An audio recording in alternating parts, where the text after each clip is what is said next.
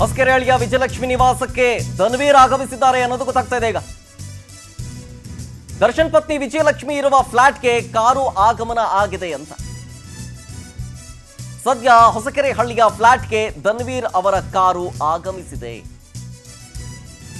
ಧನ್ವೀರ್ ಬಳಿ ಬಿಳಿ ಬಣ್ಣದ ಕಾರು, ಆ ಕಾರ್ನಲ್ಲೇ ಇದ್ದಾನ ಕಿಲ್ಲಿಂಗ್ ಸ್ಟಾರ್ ದರ್ಶನ್ ಗೊತ್ತಿಲ್ಲ. ಬಟ್ ವಿಚಾರ ಇರೋದಿಷ್ಟೇ, ಹೊಸಕೆರೆಹಳ್ಳಿಯ ವಿಜಯಲಕ್ಷ್ಮಿ ನಿವಾಸಕ್ಕೆ ಧನ್ವೀರ್ ಆಗಮಿಸಿದ್ದಾರೆ ಅಂತ. ಆಮೇಲೆ ಈಗ ಕೇಳಬೇಡಿ, ಈಗ ತಾನೇ ಹೇಳಿದ್ರಿ 1.5 ಗಂಟೆ ಆಗುತ್ತೆ ಅಂತ. ನಾನು ಹೇಳಿದ್ದು ಆ ವಿಜುವಲ್ಸ್ ನಮಗೆ ಸಿಕ್ಕಿದಾಗ, ಅವರು ಆಲ್ರೆಡಿ ರೀಚ್ ಆಗಿ ಅದು ನಮಗೆ ವಿಡಿಯೋ ಸಿಗೋಷ್ಟರೊಳಗೆ ಒಂದು ಅರ್ಧ ಗಂಟೆ ಆಗಿರುತ್ತೆ. ಈಗ ಆ ವಿಡಿಯೋ ಗಮನಿಸ್ತಾ ಇದ್ದೀರಿ.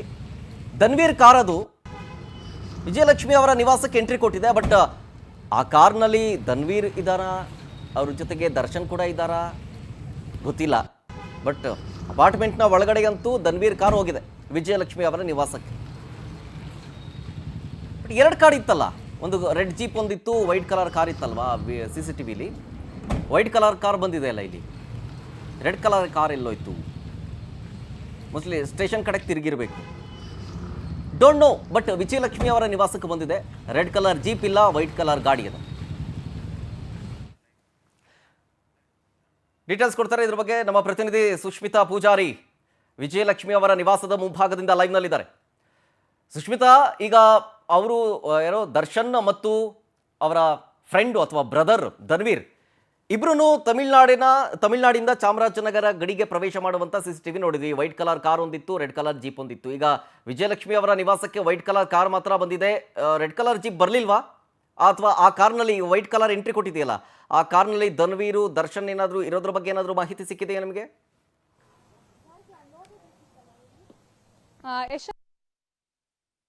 ಕೊಲೆ ಪ್ರಕರಣದ ಆರೋಪಿಗಳಾಗಿರುವಂತಹ ಪವಿತ್ರ ಗೌಡ, ದರ್ಶನ್ ಸೇರಿದಂತೆ 7 ಜನರಿಗೆ ಇವತ್ತು ಸುಪ್ರೀಂ ಕೋರ್ಟ್ ಒಂದು ಶಾಕ್ ಅನ್ನ ನೀಡಿರುವಂತದ್ದು, ಎಲ್ಲರ ಬೇಲನ್ನ ಕ್ಯಾನ್ಸಲ್ ಮಾಡಿರುವಂತದ್ದು. ಸದ್ಯ ನಾನಿವಾಗ ವಿಜಯಲಕ್ಷ್ಮಿ ಅವರ ನಿವಾಸ ಏನಿದೆ ಅಂದ್ರೆ ಹೊಸಕೆರೆಹಳ್ಳಿಯಲ್ಲಿರುವಂತಹ ಪ್ರೆಸ್ಟೀಜ್ ಅಪಾರ್ಟ್ಮೆಂಟ್ ಏನಿದೆ, ಆ ಒಂದು ಅಪಾರ್ಟ್ಮೆಂಟ್ ಬಳಿ ಇದ್ದೀನಿ.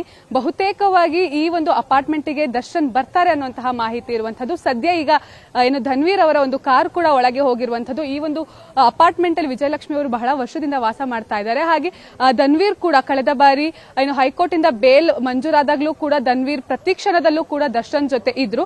ಇವತ್ತು ಕೂಡ ದರ್ಶನ್ ಜೊತೆ ಧನ್ವೀರ್ ಇದ್ದಾರೆ ಅನ್ನುವಂತಹ ಮಾಹಿತಿ ಕೂಡ ಬೆಳಗ್ಗೆಯಿಂದಲೂ ಕೂಡ ಕೇಳಿ ಬರ್ತಾ ಇತ್ತು. ಸದ್ಯ ಈಗ ಧನ್ವೀರ್ನ ಕಾರ್ ಇವಾಗ ಒಳಗೆ ಹೋಗಿರುವಂತಹದ್ದು. ಆದ್ರೆ ಅದರಲ್ಲಿ ಯಾವುದೇ ರೀತಿ ದರ್ಶನ್ ಇರುವಂತಹ ಮಾಹಿತಿ ಇಲ್ಲ. ಹಾಗೆ ಏನು ದರ್ಶನ್ ಇರುವಂತಹ ಒಂದು CCTV ಫುಟೇಜ್ ಏನಿದೆ ರೆಡ್ ಕಲರ್ ಜೀಪ್ ಅಲ್ಲಿರುವಂತದ್ದು, ಆ ಒಂದು ರೆಡ್ ಕಲರ್ ಜೀಪ್ ಇನ್ನೂ ಈ ಒಂದು ಅಪಾರ್ಟ್ಮೆಂಟ್ ಗೆ ಬಂದಿಲ್ಲ. ಸೊ ಸದ್ಯ ಸರಿಸುಮಾರು 4 ಗಂಟೆ ಸುಮಾರಿಗೆ ದರ್ಶನ್ ಕೋರ್ಟ್ಗೆ ಹಾಜರಾಗ್ತಾರೆ ಅನ್ನುವಂತ ಮಾಹಿತಿ ಇದೆ. ಆ ಕೋರ್ಟ್ಗೆ ಹಾಜರಾಗೋಕ್ಕಿಂತ ಮುಂಚೆ ಈ ಒಂದು ಅಪಾರ್ಟ್ಮೆಂಟ್ ಗೆ ಬರ್ತಾರೆ ಅನ್ನುವಂತಹ ಮಾಹಿತಿ ಇದೆ. ಯಾಕಂತ ಹೇಳಿದ್ರೆ ದರ್ಶನ್ RR ನಗರ ನಿವಾಸದಲ್ಲಿ ಸಾಕಷ್ಟು ವರ್ಷಗಳಿಂದ ಏನು ವಾಸವಾಗಿದ್ರು. ಅದಾದ ನಂತರ ಈ ಎಲ್ಲ ಘಟನೆ ಆದ ಬಳಿಕ ಈ ಒಂದು ಅಪಾರ್ಟ್ಮೆಂಟ್ ಅವರು ಜಾಸ್ತಿ ದಿನಗಳ ಕಾಲ ಸಮಯವನ್ನ ಕಳೀತಾ ಇದ್ರು. ಪತ್ನಿ ವಿಜಯಲಕ್ಷ್ಮಿ ಆಗಿರ್ಬೋದು, ವಿನೀಶ್ ಆಗಿರ್ಬೋದು, ಇವ್ರ ಜೊತೆ ಸಮಯವನ್ನ ಕಳೀತಾ ಇದ್ರು ಅನ್ನೋ ಮಾಹಿತಿ ಕೂಡ ಇದೆ. ಸದ್ಯ ಈ ಒಂದು ಫ್ಲಾಟ್ ನಲ್ಲಿ ವಿನೀಶ್ ಹಾಗೆ ವಿಜಯಲಕ್ಷ್ಮಿ ಇಬ್ಬರು ಕೂಡ ಇರುವಂತದ್ದು. ಅವರು ಕಣ್ಣೀರಾಗ್ತಿದ್ದಾರೆ ಅನ್ನುವಂತ ಮಾಹಿತಿ ಕೂಡ ತಿಳಿದು ಬರ್ತಾ ಇರುವಂತದ್ದು. ಸದ್ಯ ಧನ್ವೀರ್ ಕಾರ್ ಕೂಡ ಹೋಗಿರುವಂತದ್ದು. ಇನ್ನೇನು ಕೆಲ ಹೊತ್ತಲ್ಲಿ ದರ್ಶನ್ ಈ ಒಂದು ಅಪಾರ್ಟ್ಮೆಂಟ್ ಗೆ ಬರುವಂತಹ ಸಾಧ್ಯತೆ ಇದೆ. ಇಲ್ಲ ಅಂತ ಹೇಳಿದ್ರೆ ಕೊನೆ ಮೂಮೆಂಟ್ ಅಲ್ಲಿ ಅವರು ನೇರವಾಗಿ ಕೋರ್ಟ್ಗೆ ಕೂಡ ಹಾಜರಾಗುವಂತಹ ಸಾಧ್ಯತೆ ಇದೆ. ಶರತ್, ಥ್ಯಾಂಕ್ ಯು ಸುಷ್ಮಿತಾ ಡೀಟೇಲ್ಸ್ಗಾಗಿ. ನೋಡಿ, ವಿಜಯಲಕ್ಷ್ಮಿ ಅವರ ನಿವಾಸಕ್ಕೆ ನಟ ಧನ್ವೀರ್ ಅವರ ಕಾರು ಆಗಮಿಸಿದೆ. ಆದರೆ ಕಾರ್ನಲ್ಲಿ ಧನ್ವೀರ್ ಇದ್ದಾನಾ ಅಥವಾ ಧನ್ವೀರ್ ಜೊತೆಗಿದ್ದಾರಾ ಅಥವಾ ಬರೀ ದರ್ಶನ್ ಇಲ್ಲದೆ ಧನ್ವೀರ್ ಮತ್ತು ವಿಜಯಲಕ್ಷ್ಮಿ ಅವರು ಕೂಡ ಫ್ಯಾಮಿಲಿ ಸಮೇತ ಹೋಗಿದ್ರು ಅಂತೇನೋ ಮಾಹಿತಿ ಇದೆ. But not at confirmed. But ಈಗ ನಮಗೆ ಕಾಣಿಸ್ತಾ ಇರೋದ್ರ ಬಗ್ಗೆ ಮಾತನಾಡೋದಾದರೆ ಧನ್ವೀರ್ ಅವರ ಕಾರ್ ಮಾತ್ರ ಎಂಟ್ರಿ ಕೊಟ್ಟಿದೆ ಅನ್ನೋದಷ್ಟೇ. ಕಾರ್ನಲ್ಲಿ ಯಾರಿದ್ದಾರೆ, ಏನು ಎತ್ತ, ಅದ್ರ ಬಗ್ಗೆ ಇನ್ನೂ ಕೂಡ ಸ್ಪಷ್ಟ ಮಾಹಿತಿ ಸಿಗ್ತಾ ಇಲ್ಲ. ಮತ್ತೊಂದು ಕಡೆ ಅನ್ನಪೂರ್ಣೇಶ್ವರಿ ನಗರ ಠಾಣೆಯ ವಿಡಿಯೋ ನೋಡ್ತಾ ಇದ್ದೀರಿ. ದರ್ಶನ್, ಪ್ರದೋಷ್ ಸೇರಿದಂತೆ ಇನ್ನಿಬ್ಬರು ಆರೋಪಿಗಳನ್ನು ಈಗಾಗಲೇ ಪೊಲೀಸ್ ಸ್ಟೇಷನ್ಗೆ ಕರ್ಕೊಂಡು ಬಂದಿದ್ದಾರೆ. ಪವಿತ್ರ ಗೌಡ ಅವರ ಫ್ಯಾಮಿಲಿಯೂ ಕೂಡ ಪೊಲೀಸ್ ಸ್ಟೇಷನ್ಗೆ ಎಂಟ್ರಿ ಕೊಟ್ಟಿದೆ. ಅವರ ತಾಯಿ ಕೂಡ ಆಗಮಿಸಿರೋ ವಿಜುವಲ್ಸ್ ಅದು. ಪವಿತ್ರ ಗೌಡ ಅವರ ತಾಯಿ, ಸದ್ಯ ಅವರ ತಾಯಿ, ಅವರ ಕಸಿನ್ನು ಮತ್ತು ಅವರ ತಮ್ಮ, ಅವರ ಮಗಳು 4 ಜನ ಹೋಗ್ತಾ ಇದ್ದಾರಲ್ಲ. ಪವಿತ್ರ ಗೌಡ ಅವರು ಜೈಲಿನಲ್ಲಿ ಬರೆದಿದ್ದಕ್ಕೆ, ಅವ್ರು ನೋಡೋದಕ್ಕೆ, ಮಾತಾಡ್ಸೋದಕ್ಕೆ, ಸಮಾಧಾನ ಹೇಳೋಕ್ಕೆ ಬಂದಿರೋದು. ಪೂಜೆ ಪುನಸ್ಕಾರ ನಿರಂತರವಾಗಿ ಟೆಂಪಲ್ ರನ್ ಮಾಡಿದ್ದು ರಾಯರಿದ್ದಾರೆ ಅಂತೇಳಿ. ನಿಜಕ್ಕೂ ರಾಯರಿದ್ದಾರೆ. ನಾನು ಹೇಳ್ತೀನಿ, ನಿಜಕ್ಕೂ ರಾಯರಿದ್ದಾರೆ. ಯಾವತ್ತೂ ತಪ್ಪು ಮಾಡೋರನ್ನ ಶಿಕ್ಷಣೆ ಮಾಡೋದು,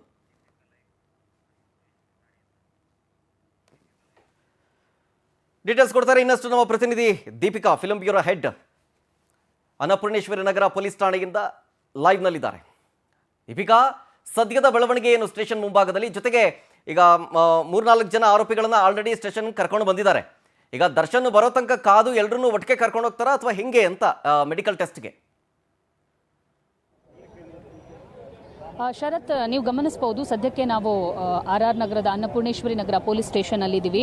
ವ್ಯಾಪ್ತಿಗೆ ಈಗಾಗಲೇ ಒಳಗಡೆ ಪವಿತ್ರ ಗೌಡ ಸೇರಿದಂತೆ A11 ಆರೋಪಿ ನಾಗರಾಜ್ ಅವರನ್ನ ಕರೆತಂದಿದ್ದಾರೆ. ಇನ್ನು ದರ್ಶನ್ ಅವರು ಬರೋದಷ್ಟೇ ಬಾಕಿ ಇದೆ. ಇದರ ಜೊತೆಗೆ ಪವಿತ್ರ ತಾಯಿ ಭಾಗ್ಯಮ್ಮ ಸೇರಿದಂತೆ ಅವರ ಸ್ನೇಹಿತರು ಈಗಾಗಲೇ ಒಳಗಡೆ ಬಂದಿರುವಂಥದ್ದು. ಪೊಲೀಸರು ಇಲ್ಲಿ ಒಂದಿಷ್ಟು ಅವರ ಕೆಲಸಗಳನ್ನು ಕಂಪ್ಲೀಟ್ ಮಾಡಿದ ಮೇಲೆ ಮೆಡಿಕಲ್ ಟೆಸ್ಟ್ಗೆ ಕರ್ಕೊಂಡು ಹೋಗ್ತಿದ್ದಾರೆ ಅನ್ನುವಂಥ ಮಾಹಿತಿ ಸಿಕ್ಕಿದೆ.